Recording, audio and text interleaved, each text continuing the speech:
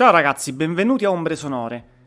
Faccio uscire il video di oggi in occasione dell'uscita del film Springsteen, Liberami dal nulla, che celebra uno degli artisti che maggiormente mi hanno accompagnato nella mia vita, il boss, Bruce Springsteen. Condivido 3 canzoni che amo e che fanno parte della sterminata discografia di Bruce Springsteen. Direi di partire subito dalla prima canzone. La prima canzone si collega direttamente al film in uscita che racconta la storia dell'album Nebraska, e la canzone che ho scelto è Atlantic City.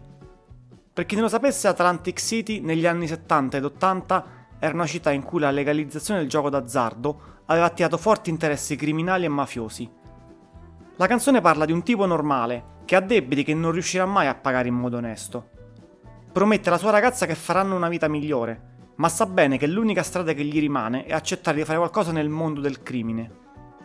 Uno di quei favori da film, che quando cominci non sai mai dove ti porteranno. Il genio di Springsteen secondo me sta nel finale ambiguo. Ci regala uno dei versi più celebri della sua discografia. Tutto muore, tesoro, è un fatto. Ma forse, tutto quello che muore, un giorno tornerà indietro. Sembra una promessa d'amore, una speranza religiosa. Ma ogni volta che lo ripete, il significato si capovolge.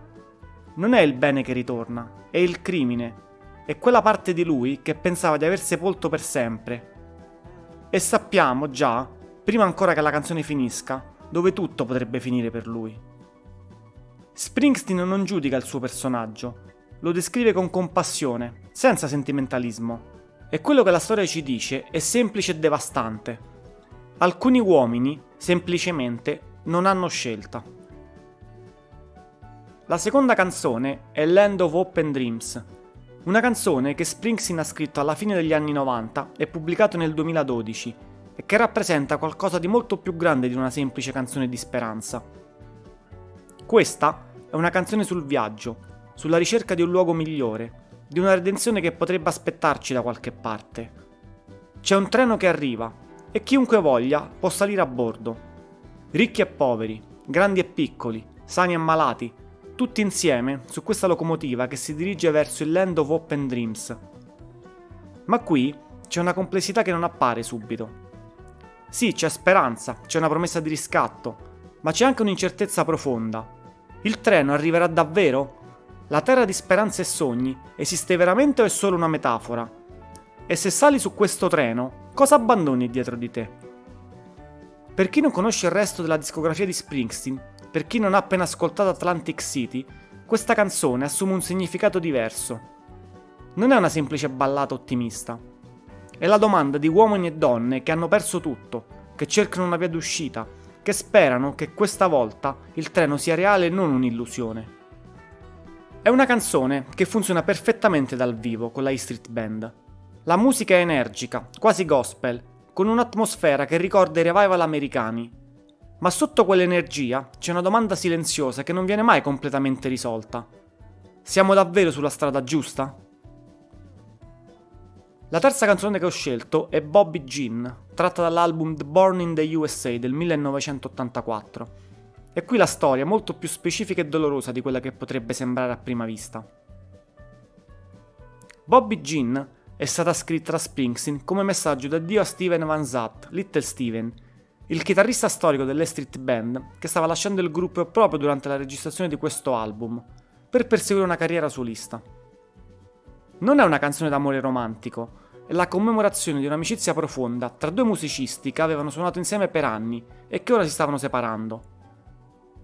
Il narratore sta parlando a qualcuno che conosce da una vita, qualcuno che era lì quando aveva bisogno, quando le cose andavano male.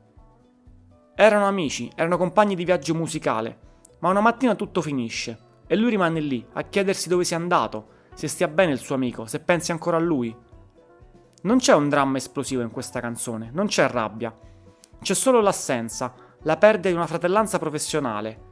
È uno dei tipi di dolore più difficili da elaborare, il dolore dell'addio silenzioso, dell'amico che se ne va per inseguire i suoi sogni. Musicalmente Bobby Jean è una delle canzoni che preferisco del boss, con una melodia che rimane in testa e un senso di nostalgia che permea ogni nota.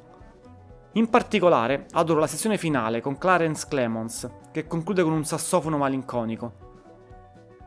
Quello che rende questa canzone ancora più potente è che, a differenza di Atlantic City, qui non c'è disperazione, c'è dignità. E il riconoscimento che a volte le persone che amiamo devono andare avanti per trovare se stesse. E tutto quello che rimane è il ricordo di loro. Se mettiamo queste 3 canzoni, una accanto all'altra, possiamo leggere un percorso umano che attraversa la disperazione, la ricerca e la perdita. Atlantic City parla di un uomo intrappolato, che vede una sola strada davanti a sé. Land of Hope and Dreams racconta di chi prova ancora a credere nella possibilità di una redenzione. E Bobby Jean ci mostra cosa resta dopo, il ricordo, la nostalgia, la consapevolezza di aver condiviso qualcosa di autentico. Non è una trilogia voluta, ma un ritratto coerente dell'umanità secondo Springsteen. Persone comuni alle prese con le proprie contraddizioni, con il desiderio di trovare un posto nel mondo. Questo è quello che fa di lui uno dei più grandi cantautori di sempre. Non scrive canzoni piene di risposte, scrive canzoni piene di domande. E le lascia aperte, perché sa che ognuno di noi ha le sue risposte. E voi quale canzone tra queste 3 preferite? Vi piace il boss Bruce Springsteen? Fatemelo sapere nei commenti.